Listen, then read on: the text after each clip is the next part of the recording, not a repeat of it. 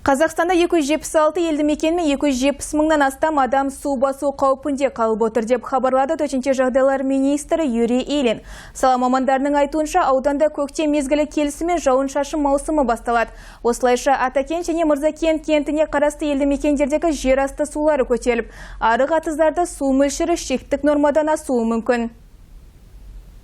Төтенше жағдайлар бөлімі мамандарының жұмысы көктем шыға қыза түспек, себебі мұздың еру құбылысы кезінде су деңгейі айтарлықтай көтерілуі мүмкін. Оған қоса өткен жыл ауданда техногендік апат орын алып, келтірілген шығын көлемі 31 миллиард теңгені құраған. Сондай-ақ ағымдағы жылы жерасты суларының көтерілуінің алдын алу мақсатында тұрғындардың қауіпсіздігін қамтамасыз ете отырып, сала мамандары халыққа ескерту жасады.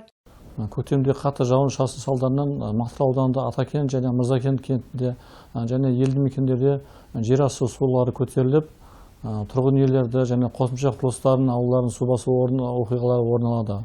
Соған байланысты сіздерден сұранарымыз үй іргесіндегі және көше бойларында арық каналдарды, лотоктарды қоқыс қалдықтарынан тазалауларыңызды сұраймыз. Себебі су көтерілген жағдайда қоқыс қалдықтары толған арықтардан, каналдардан су жүрмей, тұрғын үйлердің аулаларына қосымша сулар кіріп, шығындар алып келуі мүмкін.